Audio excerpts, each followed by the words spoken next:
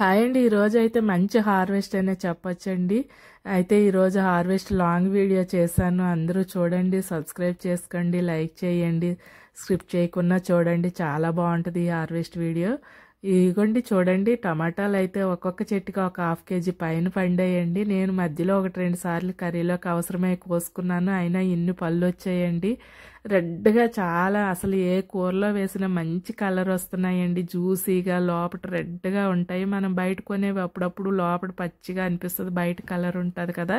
ఇవైతే అస్సలు అలా ఉండవండి. పండిన తర్వాత కోసుకుంటే అసలు నిజంగా చాలా టేస్ట్ ఉంటాయండి. నేను కొన్ని మొక్కలు వేసుకున్నా, ఈ పండిన కానించి నేను మార్కెట్ నుంచి ఒక్క పండు కూడా కొనే అవసరం లేకుండా చక్కగా ఇంట్లో పళ్ళే సరిపోతున్నాయండి. ఎవరికైనా చిన్న స్థలం ఉన్నా, లేకుంటే బాల్కనీల్లో కానీ, లేదంటే టెర్రస్ పైన కానీ కొంచెమైనా ఇలా పండించుకోండి. మనసుకి చాలా, అసలు ఎంత హాయిగా ఉంటుందో. ఎలాంటి ప్రెజర్ ఉన్నా, టెన్షన్లు ఉన్నా ఈ గార్డెన్ చేసుకుంటే అవన్నీ ఒత్తిడి అంతా తగ్గుతుందండి. మనసుకి అంత హాయిగా అనిపిస్తుంది దీనికి వాటర్ పెట్టేటప్పుడు కానీ, ఈ కాయగూరలు హార్వెస్ట్ చేసినప్పుడు కానీ. నిజంగా చెప్తున్నానండి, ఎలాంటి ప్రెజర్ ఉన్నా చాలా వరకు తగ్గించుకోవచ్చండి. అన్ని మందులతోటే నయం అవుతాయి అనుకోకూడదు, నేచురల్గా కూడా మనం తగ్గించుకోవచ్చు. అయితే ఈరోజు అయితే 1.5 kg 2 kgల పైనే వచ్చాయండి. ఒక పళ్ళెం నిండా, పెద్ద పళ్ళెం నిండా వచ్చాయి. ఇవైతే నాకు చాలా రోజుల వరకు వస్తాయి, ఎందుకంటే టమాటాలు లాస్ట్ అయిపోయాయి, ఇంకా కొన్ని కాయలే ఉన్నాయి. అమ్మన్నారు వాటర్ పెట్టమ్మా, మళ్ళీ పచ్చిగా ఉంది, వస్తుంది గొప్పతవి వాటర్ పెట్టన్నారు. అది చేస్తాను, చూడాలి ఎలా వస్తాయి అనేది.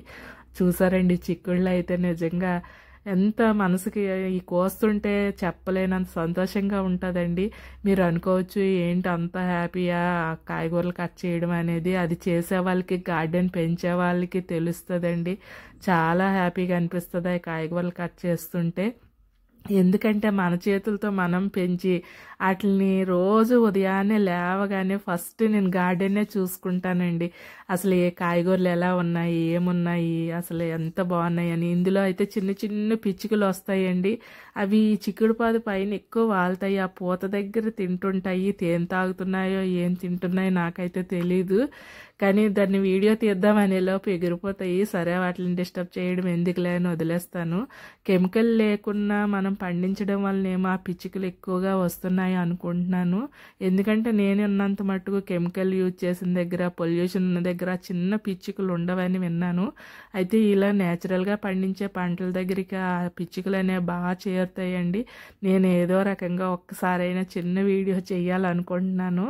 చూద్దామా, ట్రై చేస్తాను ఆ పిచ్చుకలు వీడియో తీయడానికి. అయితే ఈ చిక్కుడుకాయలు అయితే చాలా బాగా వచ్చాయండి, పొడవుగా. అసలు ఈ కాయలు అయితే పిక్క కట్టిన తర్వాత కట్ చేసుకొని ఫ్రై చేసుకున్నా, కూర చేసుకున్నా చాలా బాగుంటాయండి.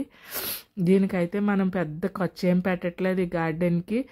నేచురల్గా పండించే వాటికి నాకు తెలిసి పెద్ద ఖర్చు ఏం పెట్టక్కర్లేదు. సీడ్స్ కూడా ఇంకా నెక్స్ట్ మన గార్డెన్లో వచ్చిన సీడ్స్ని కలెక్ట్ చేసుకొని దాచుకుంటే నెక్స్ట్ అవి వేసుకోవచ్చు. ఏవైనా కొత్త రకం కావాలి అంటే మార్కెట్ నుంచి తెచ్చుకోవాలి. ఇగోండి పూత పిండి ఎంత బాగుందో చూడండి. పూత అయితే చాలా ఎక్కువ ఉంది, ఇంకా బాగా కాస్తాయి అనుకుంటున్నాను. చాలా రోజుల వరకు చిక్కుడుపాదు అయితే కాస్తుంది, ఎందుకంటే మార్చి వరకు ఇవి కాస్తాయి అనే విన్నాను నేను. తర్వాత బాగా ఎండలు వచ్చాక కానీ పోదు ఇది. ఇగోండి ఈరోజైతే 1 kg పైనే వచ్చాయి చిక్కుడుకాయలు. ఈ దొండపాదు అయితే ఏ రకమో నాకు తెలియదు, కానీ గుజ్జులాగా ఉంటుందండి. ఇదివరకు మాకు జాన్ చెట్టు పైన ఉండేది, అక్కడ దుంపలు తెచ్చి ఇక్కడ వేసాను, పందిరి వేసాను. కొంచెం స్ప్రెడ్ అవుతుంది, చూడాలి ఎంత వరకు కాస్తుంది అనేది. ఈరోజైతే ఒక 6-7 కాయలు వచ్చాయి. ఇలా కరివేపాకు కూడా మన గార్డెన్లో 2 మొక్కలు ఉన్నాయండి. ఇలా అవసరమైనప్పుడల్లా కట్ చేసుకుంటూ ఉంటాను. తర్వాత ఈ మల్టీవిటమిన్ అండి, ఇలా కట్ చేసినప్పుడల్లా మళ్ళీ మంచిగా గొప్పతవి కొంచెం ఆవిరి వేసి వాటర్ పెట్టుకుంటే మళ్ళీ మంచిగా చిగురు పెడుతుంది. ఇది ఫ్రై చేసుకున్న, పప్పులో వేసుకున్న అన్ని విటమిన్స్ ఉంటాయంటండి, ఆరోగ్యానికి చాలా మంచిదంట. అందుకని నేను దీన్ని అయితే అలా కాపాడుకుంటున్నాను. ఆ మొక్క ఏ విధంగానూ పాడవకుండా కట్ చేసుకుంటుంటే, వాటర్ పెట్టుకుంటుంటే మంచిగా చిగురు వస్తుంది. సమ్మర్లో కొంచెం ఎక్కువ వాటర్ పెట్టి దాన్ని ఉంచుకోవాలి, పాడైపోకున్న చెట్టుని. పచ్చిమిర్చి అయితే ఆల్రెడీ 2 days క్రితం కట్ చేసుకున్నానండి, ఇంట్లో కర్రీస్కి అవసరమయ్యి.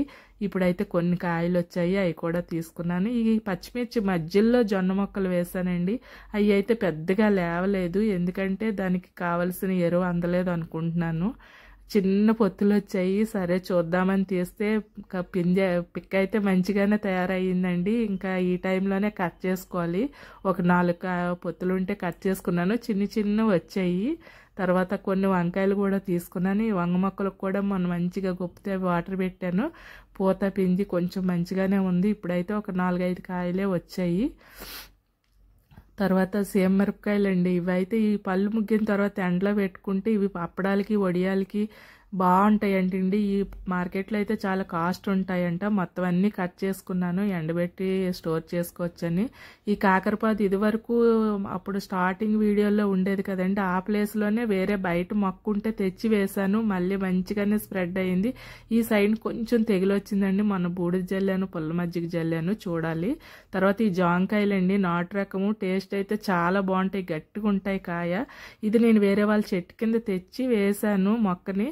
అది ఇలాగ మంచిగా అసలు వేసిన కాంచి బాగా కాసింది. ఎవరికైనా జాంకాయల మొక్కలు కావాలి అంటే విజయనగరంలో ఉన్న వాళ్ళకి మా చెట్టు కింద అయితే మొక్కలు ఉన్నాయండి, వచ్చి తీసుకోవచ్చు. ఇదండి ఈరోజు. నిమ్మకాయలు కూడా కొన్ని కట్ చేశాను, బాగా వచ్చాయి. చిక్కుడుకాయలు, మల్టీవిటమిన్, కరివేపాకు, కాకరకాయలు, జాంకాయలు, నిమ్మకాయలు, తర్వాత వంకాయలు, దొండకాయలు, మొక్కజొన్న పొత్తులు, టమాటాలు, తర్వాత ఇగోండి పప్పాయ, సేమ్ మిరపకాయలు, ఇలా ఇవన్నీ కట్ చేసుకున్నానండి. ఇదండి ఈరోజు హార్వెస్ట్.